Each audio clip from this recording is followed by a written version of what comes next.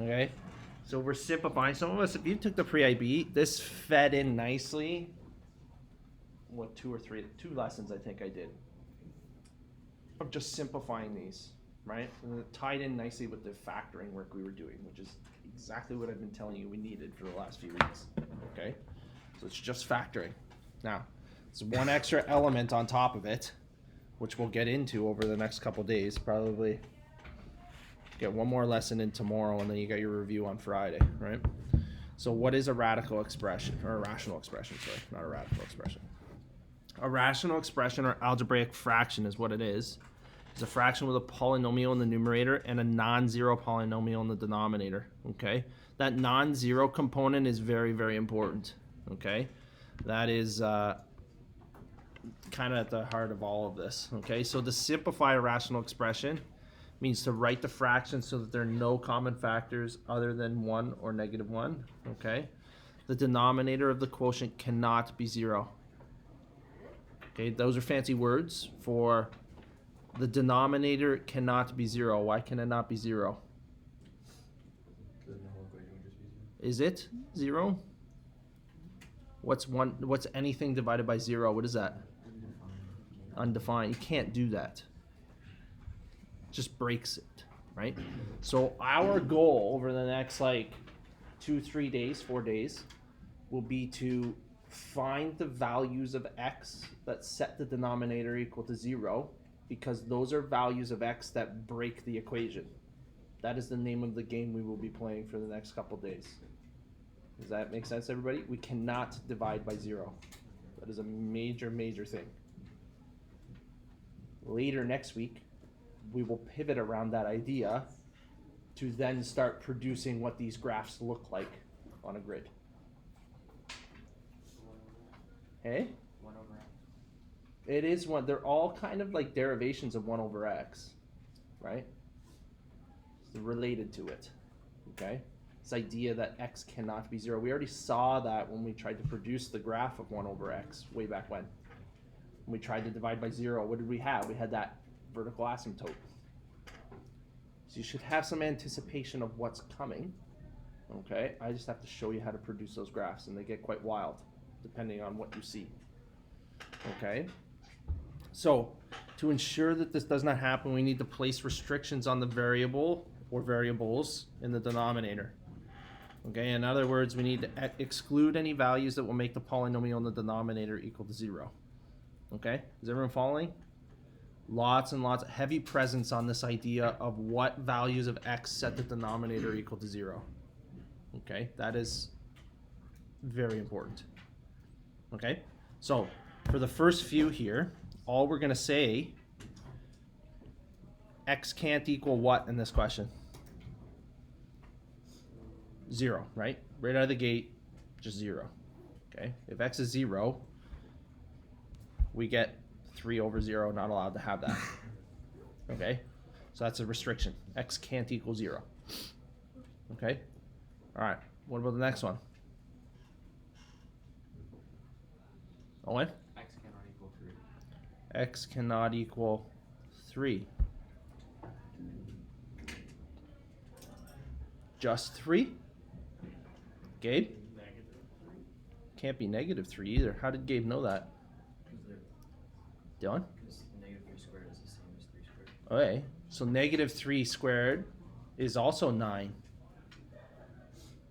But should we play guess and check? Or should we do something? What is this? What is it? Perfect square. That's not a perfect square. It's difference of squares. It's a difference of squares.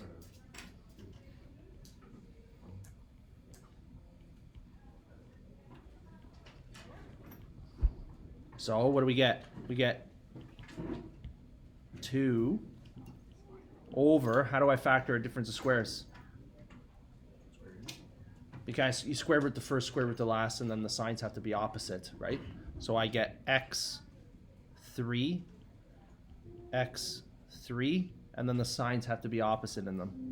+3, -3. So what do you say? This is a nice question to illustrate what we said were the restrictions. because what I can do now is we can say in the denominator, we know x plus 3 can't equal 0 and x minus 3 can't equal 0. Ever see what we're saying? And so x can't equal -3 and x can't equal +3. You see where we got those restrictions from? Much better way to do it than guess and check. Kieran? Also a question for like algebra. Could you just write it as x cannot equal plus or minus 3? That's okay too. Yeah. I only did it like that because there could be many values in the denominator that x can't be. Okay, so it's okay to list them like that. But yeah, if you had repeats like plus minus, you could do the plus minus. Is that okay? C is relatively straightforward. What can x not be in question C?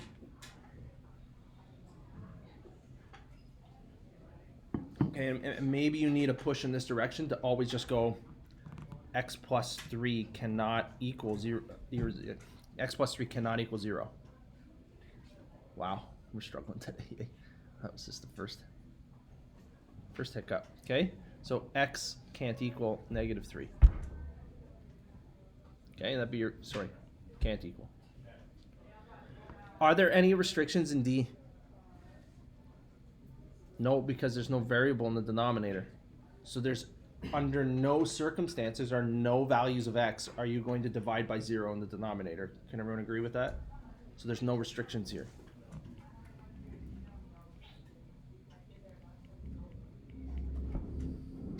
Okay? What about question E? This is maybe where it's handy. Question C is maybe a little easy to see what the restriction can't be, but maybe question E isn't as obvious. So what's handy is 3x minus 4 can't equal 0. Solve for the value of x that x can't be. Okay? Just like when we were solving for the roots, right? So 3x cannot equal 4. And so x can't equal 4 by 3.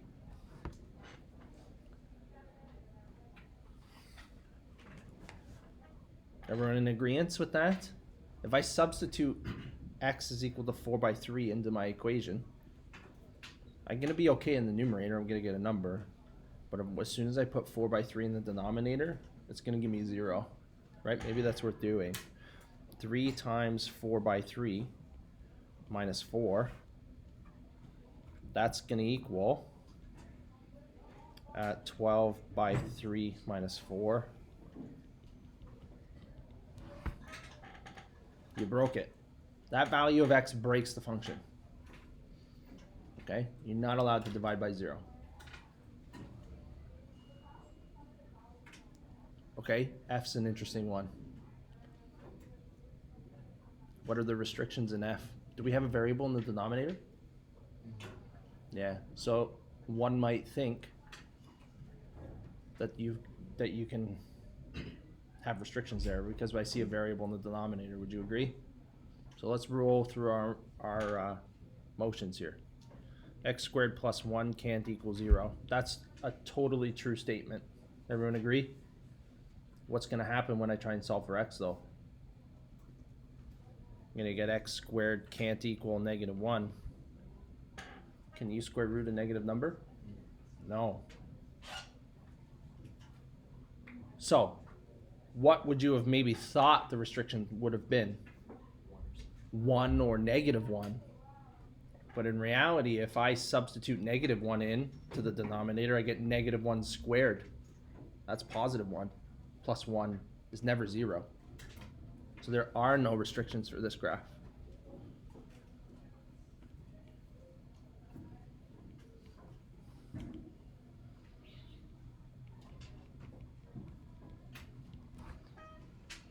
Okay? 5x plus 1, I think we're getting the point, but 5x plus 1 can't equal 0, so 5x can't equal -1. X can't equal. So used to not putting that line through. Okay, x can equal -1/5. Everyone happy with that? Okay, and by the same accord in the last question, 3x plus 7 can't equal 0.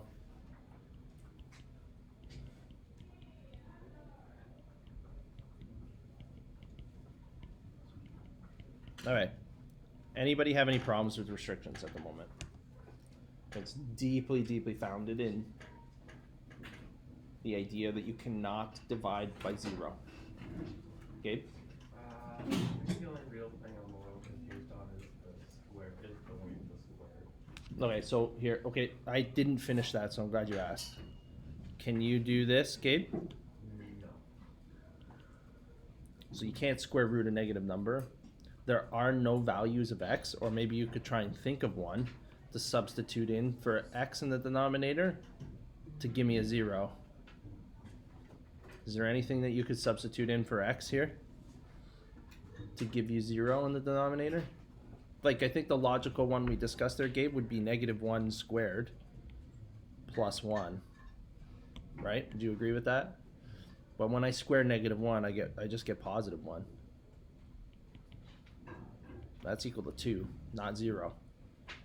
So there's under no circumstances can you get a 0 in the denominator for that question. So there are no restrictions. Okay? Is everybody okay?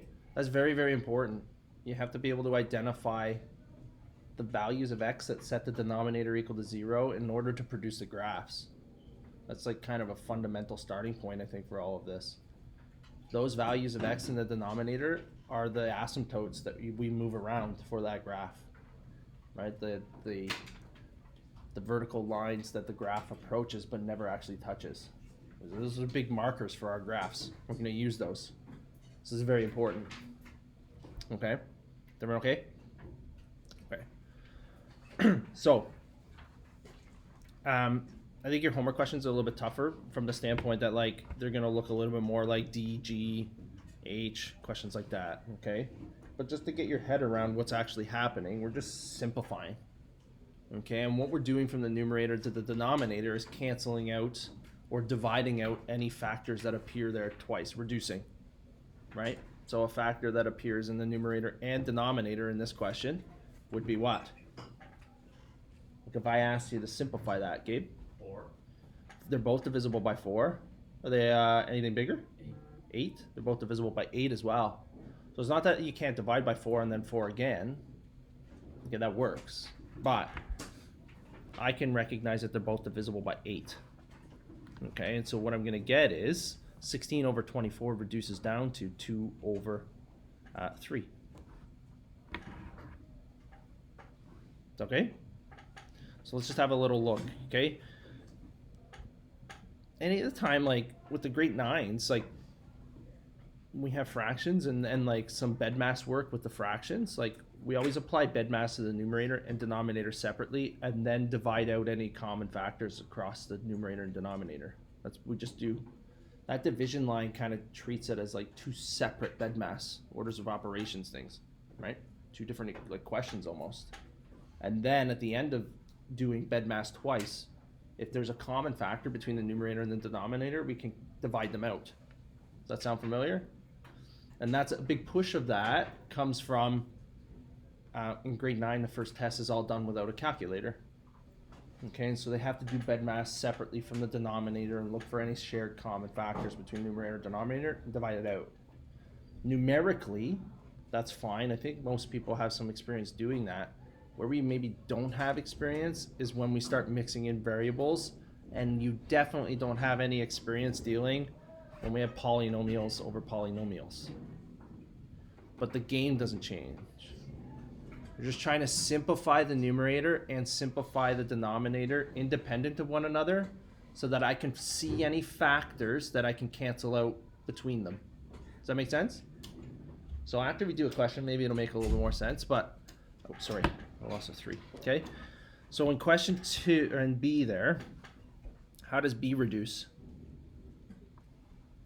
Let's deal with the coefficients and the variables separately. Owen? You can divide by 8 again. Yeah, so they're both divisible by 8. Oops. Okay. And then you have 6 x's in the numerator and 7 in the denominator. So if I rewrote that, it could look something like 8 over 32 reduces to 1/4. That sound right? Okay, and then in the numerator, here's basically what we're going to try and do. In the numerator, should be maybe a little bit better, but It's okay. You can write this or not. This is just a way of thinking about it. Okay?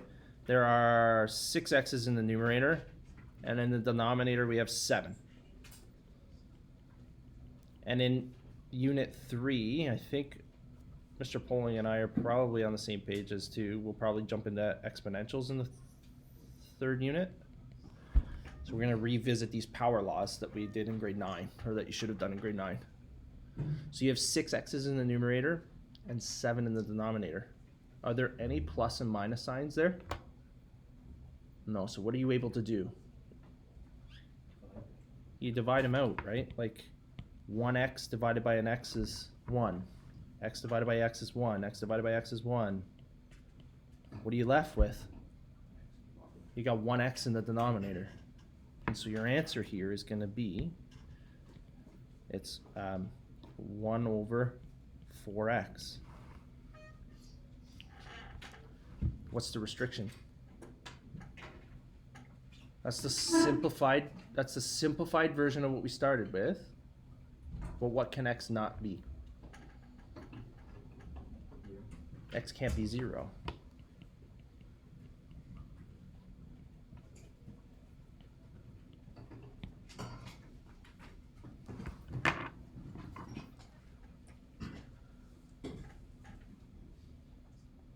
So what are we doing? We're simplifying the numerator, simplifying the denominator, looking for things that I can divide out. That's the game. Okay? So that doesn't change. Okay, question C. It's maybe starting, like, the thing I don't like about this lesson maybe necessarily is the redundancy. Like, I think we kind of get the point, but we'll do it again, and then we'll do question D. Okay? So why don't you try question C on your own? It shouldn't take too long. Just try question C on your own for a minute, 30 seconds, and see what answer you get. Okay, and I would advise them to not do it that way. That was for the explanation purposes. Okay, you don't need to write all those variables out. You have power laws for a reason. Okay, the power law would have been, well, okay, just try and simplify it yourself first.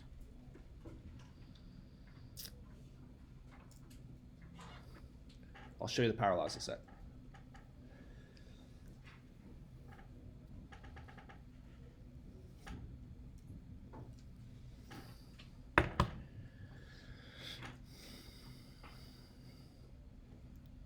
Okay, let's deal with the coefficients, the x's and the y separately. There's 3 separate divisions there.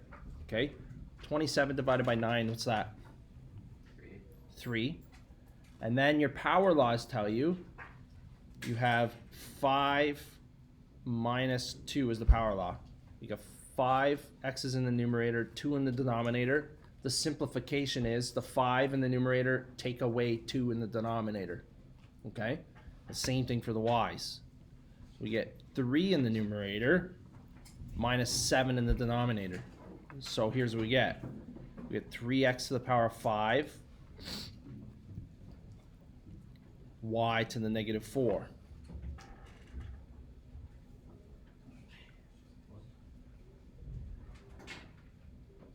Gabe? Why would it be would it be 3x to the power of 3? Oh, sorry, you're right. Sorry. Yeah. You're right. Sorry. Is everyone okay with that now?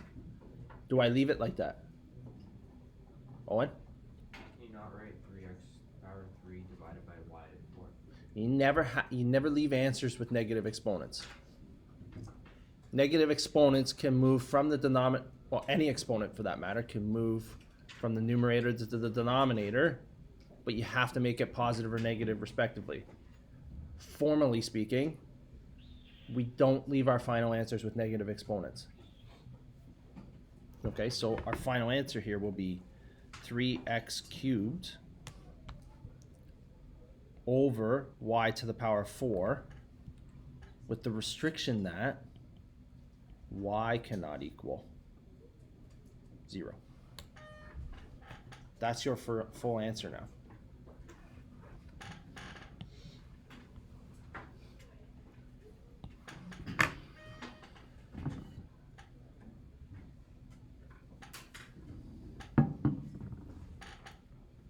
Okay?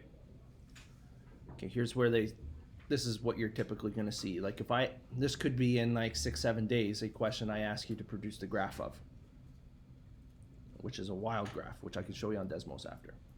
Okay? So, what did I say? Simplify the numerator, simplify the denominator. Cancel out any shared factors. How might one simplify, given the information that's on the page right now in question D? What's a means to make something look easier when it looks like that in the first place? Starts with an F. Factor it. What's in the numerator? Owen? Difference of squares. It's the difference of squares. Right? Difference of squares is going to be square root to first, square root to last. Write it twice, they have opposite signs. So I have x and 2, x and 2, one's plus, one's minus.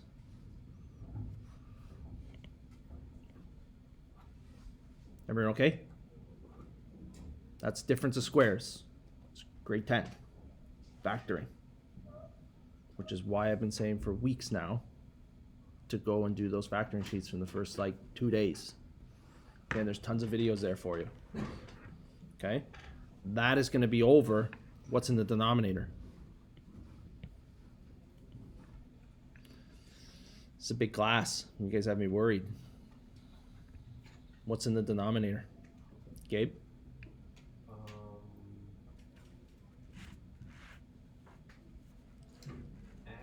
Well, I don't need the answer, Gail. I just look at what are we gonna do? I don't expect the answer right away. Sorry. How do I simplify that? And a large part of that, recognition for what that is. What is it? Simple trinomial. It's a simple trinomial. So in the denominator, I'm looking to factor, or find two factors, sorry, that multiply to -8 and add to -2. What are those numbers? Gabe? -4 and +2. Does that sound right to everybody? We like simple trinomials because as soon as I find those two factors, I just write it like this.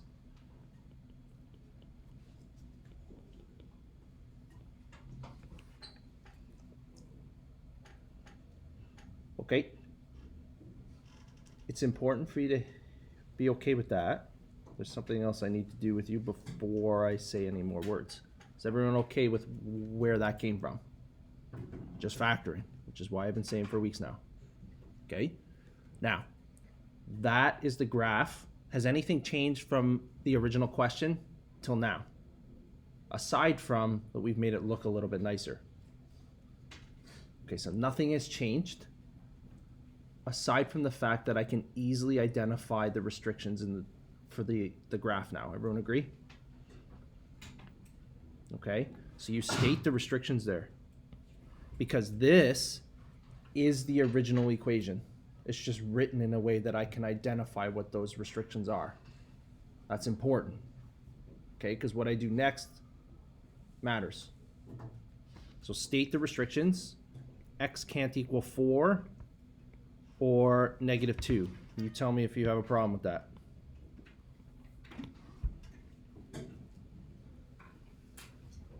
Everyone happy? Is that fully simplified? The answer is no. How do I simplify it?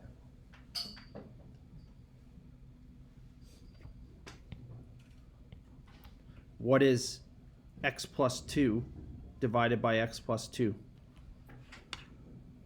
1.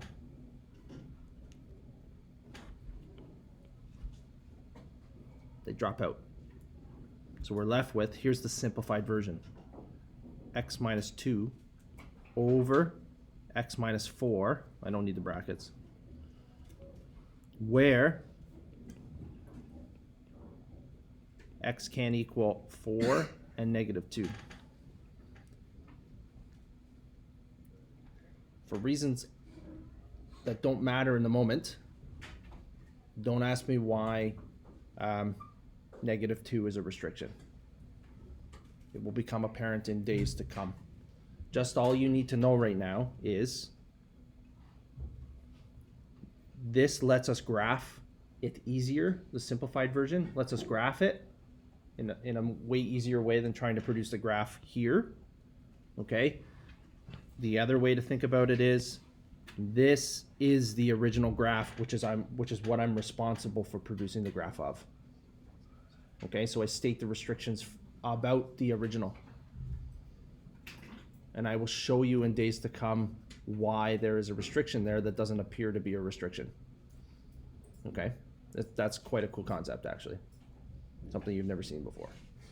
Okay, so you write the restrictions based on the original function, not the simplified one. Okay, everybody okay? All right, we'll do another one. So, simplify the numerator. Is there anything to be simplified in the numerator? Nothing?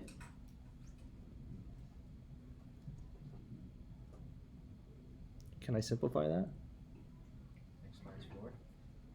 Oh, that one. Oh, sorry, I missed the question. Sorry, Dylan. Sorry. I didn't mean to do that. I missed the question. Okay, let's simplify the numerator. Or leave it. We can have x minus 4 over. Is there a way to simplify the denominator? Is there anything I can do?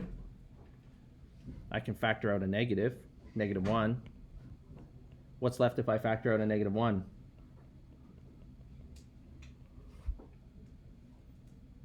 Which turns into x minus 4 over -1 x minus 4. What happens there?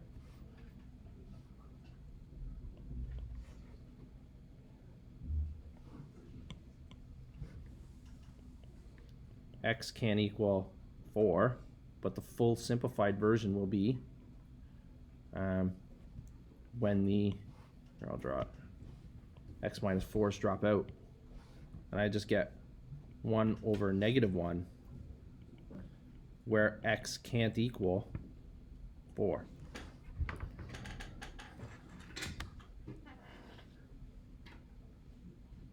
That's interesting. Hey? 1 over neg, I don't know. What do you want to leave it as? Okay, that's fine.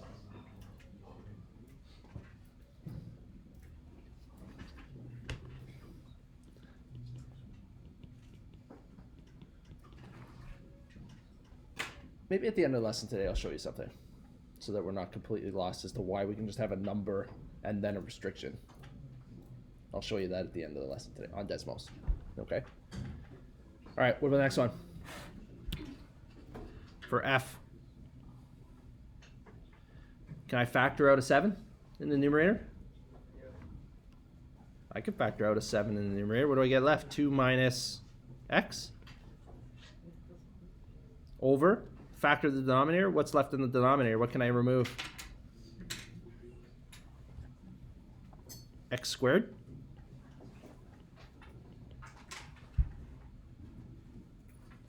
Everyone happy with that?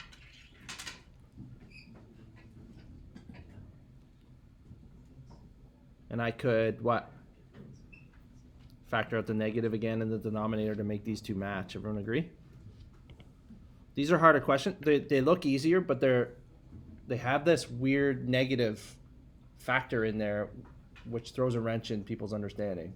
All I'm doing is dividing both of these by -1, which changes the sign in a way that makes the factors in the numerator and denominator match so that I can cancel them out. Okay, so I'm going to get 7.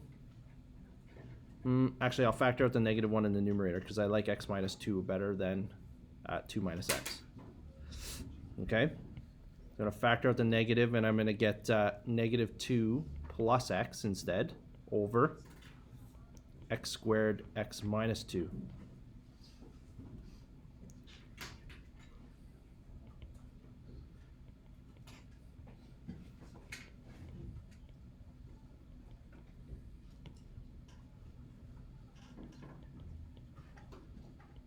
Okay, x can't equal 2, and then it's simplified, or what? I almost forgot one.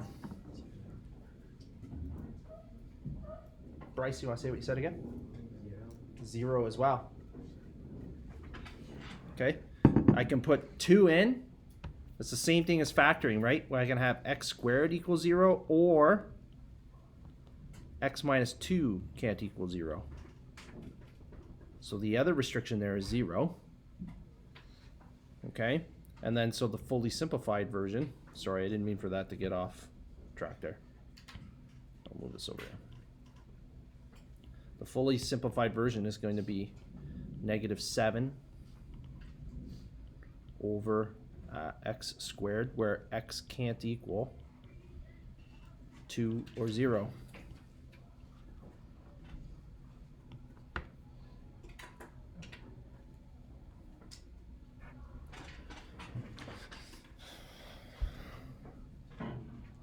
Okay, ready? Got 3 left, and then you can have some time to do some questions, okay? What can I factor out in the numerator? Gabe? 3, that's good. Factor out a 3. We're gonna get 3a minus 1 over. Let's factor the denominator. What are you gonna get?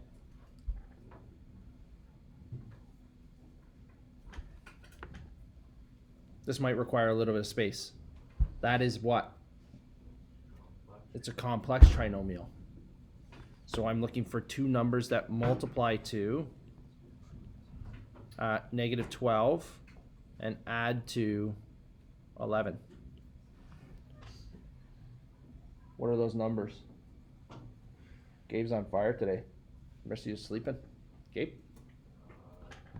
-112. You're right. I made a mistake. Gabe's right. Everyone in agreement? How do I factor complex trinomials? This notion of a decomposition of the middle term, right? So I'm going to get 3a squared plus 12a minus an a minus 4. And then I factor by grouping. I can factor the front half, factor the back half, and I should see something spit itself out. Let's see. Okay, I can't state restrictions until I've got everything simplified and I can see all the pieces, right? So from here we're gonna get 3 times 3a minus 1 over 3a I can remove from the front half, and I'd be left with a plus 4 multiplied against sorry, I can pull minus 1 out from the second piece.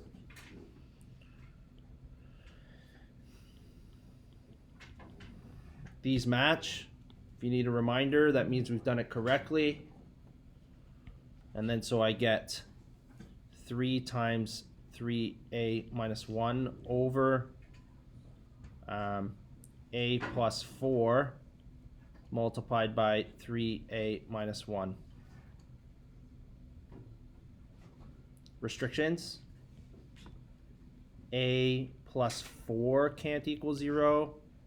3a minus 1 can't equal 0. So a can't equal -4 and a can't equal 1/3.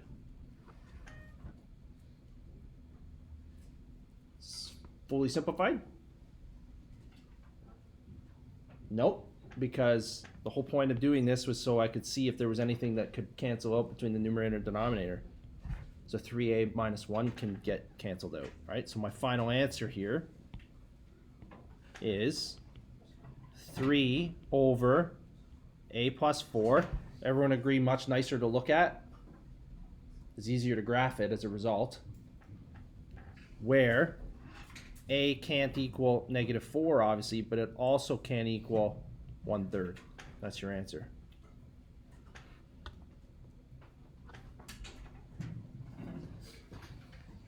These actually are fun. I I would put myself in your shoes and say that it is not fun at the moment. But I think the more that you do these, they kind of get a little, it's satisfying to see the factors cancel. Okay? Are we okay? Which one do you want me to do, H or I? How about I do H, because that's got two trinomials in it. Okay? So, it doesn't change the fact from the very beginning of the lesson till now. Simplify the numerator, simplify the denominator. By any means possible. Most of the time that means factor. Okay? By any means possible. Okay? So, let's do that. And then I'll tell you what's coming in a week. Just to forewarn you. Okay? So, what kind of trinomial?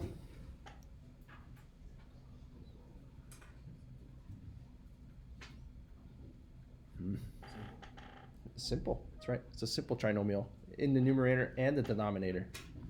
So here's what I would do. Okay? Just for the sake of organization, maybe number that one 1 and this one 2. And we'll do the work separately and then write it. Okay, so for the work for number 1, I need two numbers that multiply to 7 and add to 8. That sounds like 1 and 7. Would everyone agree? Okay, so number 1 is going to simplify into x plus 1 times x plus 7. Everyone happy? Then we can do number 2. Do number 2 separately.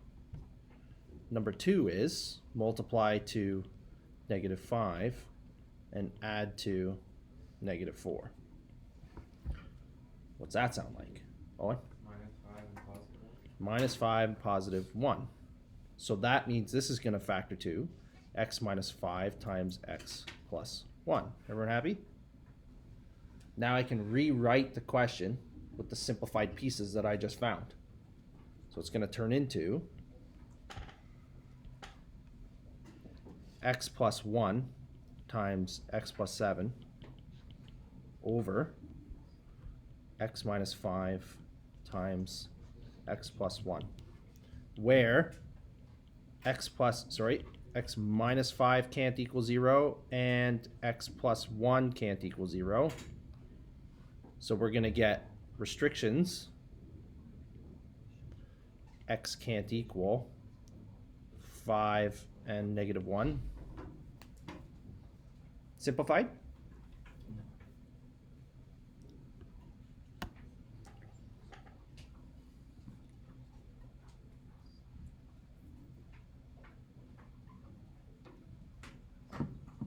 What can be canceled out? Numerator to denominator. Done? X plus 1. The x plus 1's can get dropped out.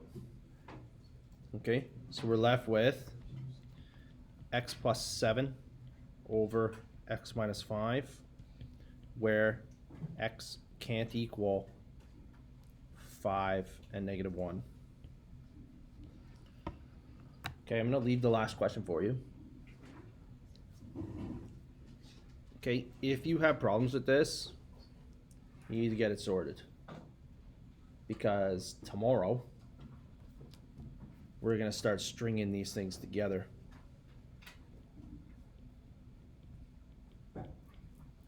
I'm just making this up, but